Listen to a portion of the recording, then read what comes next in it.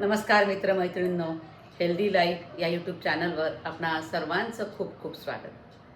पावसाळा आला की सर्दी, खोकला, ताप यांची चर्चा सुरू होते. पण या काळात महिलांमध्ये आणखी एक समस्या वाढू शकते, ती म्हणजे UTI, युरिनरी ट्रॅक्ट इन्फेक्शन. महिलांना सारखं इन्फेक्शन होत राहतं.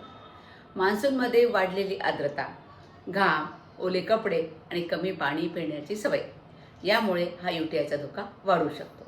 आता UTI म्हणजे काय? UTI म्हणजे मूत्रमार्गात होणारा संसर्ग. हा संसर्ग मूत्राशय, मूत्रमार्ग किंवा किडनीपर्यंत पोहोचू शकतो. आता जर UTIचं इन्फेक्शन झालं तर तुमच्या शरीरामध्ये लक्षणं काय दिसणार आहेत? कसं ओळखायचं तुम्ही की आपल्याला UTI झाला असेल? लघवी करताना जळजळ होणं, वारंवार लघवीला जावं लागणं, पोटाच्या खालच्या भागात वेदना होणं, लघवीला दुर्गंधी येणं आणि काही वेळा ताप येतो किंवा थंडी वाजून ताप येतो. अशी लक्षणं जर दिसली तर दुर्लक्ष करू नका. आता पावसाळ्यात हा धोका का वाढतो बरं? पावसाळ्यामध्ये हवामान दमट असतं. अनेकदा ओले किंवा दमट कपडे दीर्घकाळ घातले जातात. त्यामुळे जीवाणूंना वाढण्यासाठी अनुकूल वातावरण मिळतं. तसंच थंड हवामानामुळे अनेकदा पाणी कमी प्यायलं जातं. परिणामी लघवीचं प्रमाण कमी होतं आणि फ्लश जे काम युरिनद्वारे होतं ते होत नाहीत आणि मग इन्फेक्शन होण्याचा धोका वाढतो. आता या UTIपासून बचाव कसा कराल बरं? तुम्ही दिवसभरात पुरेसं पाणी प्या. ढोबळ मानाने सांगते तुम्हाला, 20 किलो मागे 1 लिटर पाणी प्यायला पाहिजे.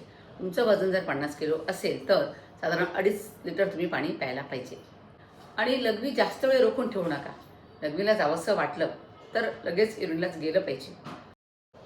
ओले कपडे शक्य तितक्या लवकर बदला. कॉटनचे आणि स्वच्छ अंतर्वस्त्र वापरा. वैयक्तिक स्वच्छता राखा आणि सार्वजनिक टॉयलेट वापरताना खूप काळजी घ्यावी लागते. फक्त सार्वजनिक टॉयलेट वापरल्यामुळे UTI होत नाही, मात्र अस्वच्छ पृष्ठभागाला स्पर्श केल्यानंतर हात स्वच्छ धुणं आणि स्वच्छतेची काळजी घेणं महत्त्वाचं आहे. आता कोणत्या महिलांनी विशेष काळजी घ्यायची? तर ज्या प्रेग्नंट महिला आहेत, ज्यांना डायबिटीस आहे, अशांनी विशेष काळजी घ्यायची आहे. आणि ज्यांचा मेनोपॉज झालेला आहे, अशा गटामध्ये सुद्धा UTIचा धोका तुलनेने जास्त आपल्याला दिसतो. लक्षात घ्या, UTI ही सामान्य समस्या असली तरी दुर्लक्ष जर केलं तर ती गंभीर होऊ शकते. त्यामुळे पुरेसं पाणी पिणं, स्वच्छता राखणं आणि लक्षणं दिसली तर वेळेवर डॉक्टरांचा सल्ला घेणं हे गरजेचं आहे.